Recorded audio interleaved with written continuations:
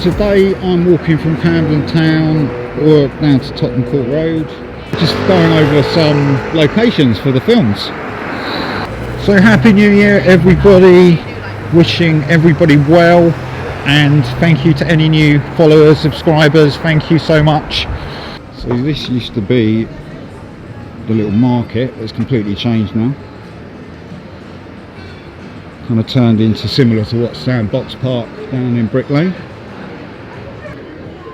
There's nobody in Camden.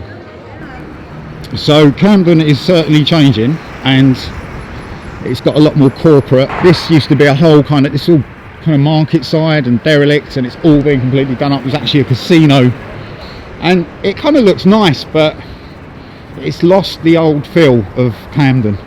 And I mean, this is quiet, but this is the original Camden market, the stables market. Booths now for eating in, seems to be the new way. The thing is, I'm just not sure how people are affording this at the moment. It must be so pricey, and the people, there's not enough people there to get the turnover and the money, but it does look beautiful. And you've actually got the Apple shop in there as well. But this is very empty. I mean, this is usually rammed on the weekend. I'm just going to go back onto the high street, and then I'm going to go back down all the way to Tottenham Court Road. So I actually came up here to film the guy that I filmed over in that shop, but they don't seem to be around now, so it's a shame. Would you like to? Okay, no. On the positive, I've learned more about myself and how I work in lockdown, so it's been a huge benefit. You got to give him a pound. Yes, we've been here for hours. Drink beer, people, friendly. At the start, I thought it was going to be like a real good experience because I really wanted to get away from school. But then I realised I cared more about my friends than I knew. It was really stressful as well because obviously you weren't really allowed to see anyone, and it was quite like you were in your own bubble, and for a lot of people that can be really a hard thing to just stay by yourself. Yeah, because a lot of people need their friends to help them through things, and in the lockdown you only have your family, and you don't need to tell your family everything.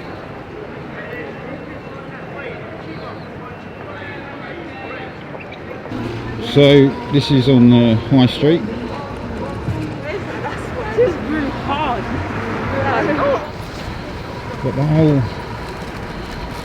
mask wearing is sad really. It closes people off, closes their face off, their expression. With a mask on your face, you can't see anything. So really it's just the media that have driven that. So yeah, seeing a lot of shops shutting up here, shops to let. Oh, it's been terrible. Really? In what way? Well, I've got emphysema. Well, bless you. And how have you managed? Okay, have you got family and friends around with you? Yeah. Well, you know what annoys me? You know what annoys me more than anything? Go on. Unless you're exempt. It's a load of bollocks. I can pass it on to you. Yeah, true. So this is what I'm trying to tell people. So how can you be exempt? So just coming down to Mornington Crescent, I really don't know what that guy was saying, a lot of it, but I just wanted to talk with him and let him know that he's got people around him, because I think that's kind of been the missed point over the last year. But the mental health issues is crazy. I am seeing so many people I've heard suicides, and none of this gets reported in the mainstream obviously because it puts down the narrative. Not enough people stand up and say things, too frightened to or something, I don't know. Considering the amount of people here, I mean this is usually pretty busy, just this section, and we're coming up to rush hour, so this is quiet. And bear in mind that in London inflation's like 3 times what it normally is outside of London. So rents, everything have got to be obviously a lot higher. So yeah guys, this is not the end, right? Even if it was a reset, which I don't think is going to happen, it's not the end. It's just a change, it's a transition. Things change. If you're worried and concerned about things at the moment, look over history, look how things pan out, get knowledgeable, get information, and learn about yourself, learn about your body, learn about who you are. You know, just learn about these things. This is important, regardless of what's happening out there. And obviously it does matter, don't get me wrong, it's horrible things that are happening. So I'm just going to be walking up, I've just gone past Mornington Crescent Tube, interviewed some people, which is interesting. Not a lot of people wanted to be interviewed. I'm kind of doing this because I just want people to see like the reality of things, really. And I haven't done a vlog for a while, and I just want people to kind of see what I'm seeing. We've been given these pointers towards the map and where it's going. I make films because I want to get them out of my head. I made The Longest Night, which was probably the most other poignant films that I made about the Mayan calendar. And the reason why I made that was because I didn't want it to happen.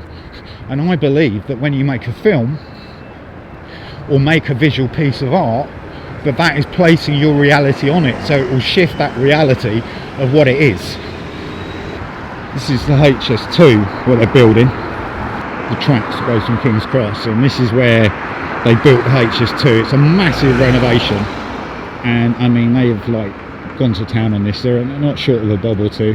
And I want to kind of upgrade the next step of the films. I've kind of done what I wanted to do, and now I want to take it to another level with it all, really. I understand if you're not in film, but it does take a lot of work, and physically it can be very tiring working non-stop. And I was working for the year every day for 1 year. I was flat out. So this is Drummond Street, and this is really cool. This is like full of Indian restaurants and places to eat out in London. It's very nice. It's a little estate in Warren Street, and yeah, it's kind of nice, kind of tucked away. But I wonder if this will be here in years to come. I mean, or it will just be rebuilt or taken down. Got a pub in here. Wow. Okay. So this takes you back out onto Warren Street. So Amazon Fresh taking over the town. Amazon is everywhere.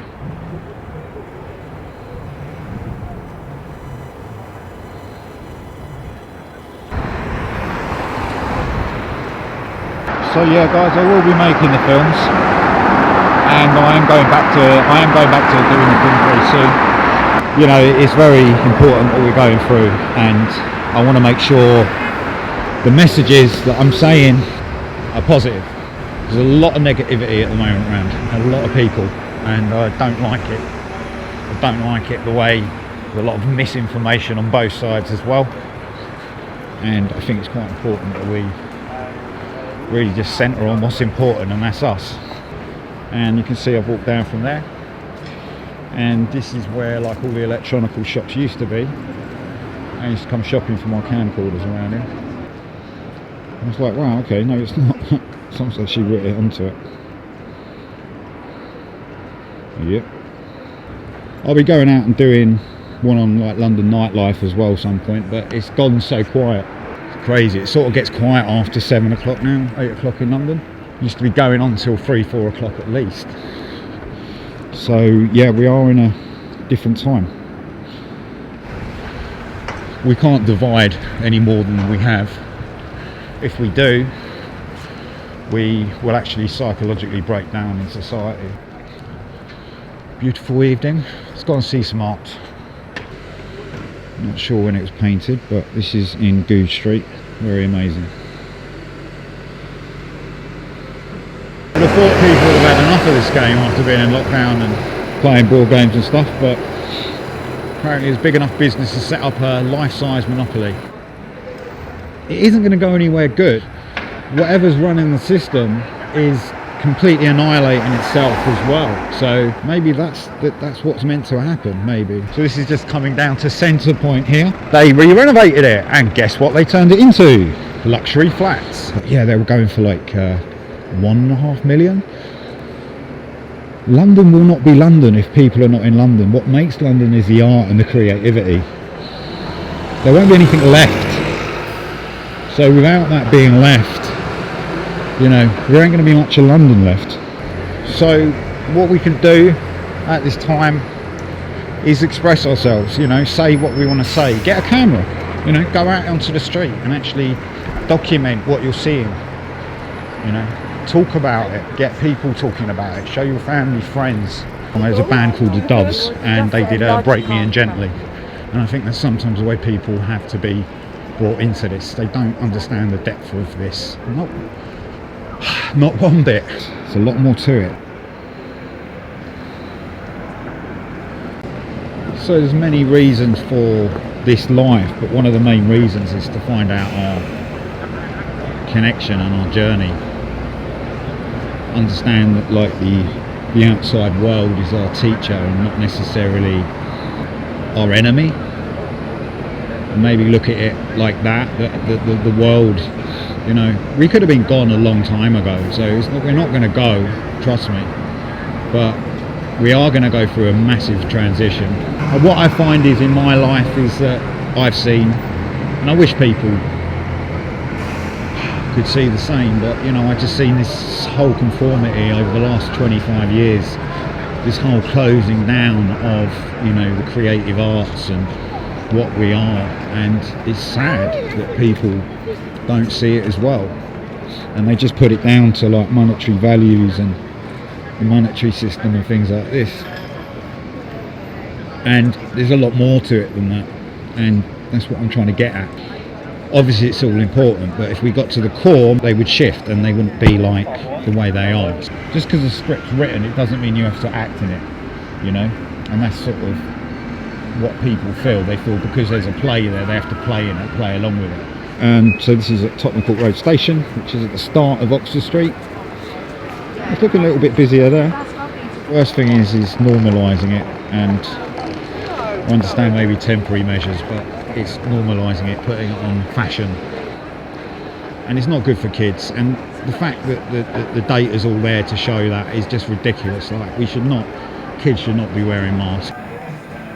It's actually looking really beautiful, a beautiful evening. Best time to take photography and filming is just as the sun's going down. You get that, all the lights popping up, and you still get some daylight coming on there. I'm just picking out, as I said, picking out locations. I'll be starting filming in the next couple of weeks, and the new film should be by the end of January. As I said, I want to make these kind of films more poignant and positive. There's a positive meaning from them. I want people to come away from them feeling empowered. You know, and it takes some work to do that, you know, script writing, everything takes time, and yeah, I'm getting there. A bit cold today, I had to put my scarf on, but thank you everybody for watching, and I'll look forward to your comments and all you got to say, and please follow me, subscribe if you haven't already. Lots of films, great videos coming up, and I'll see you next week.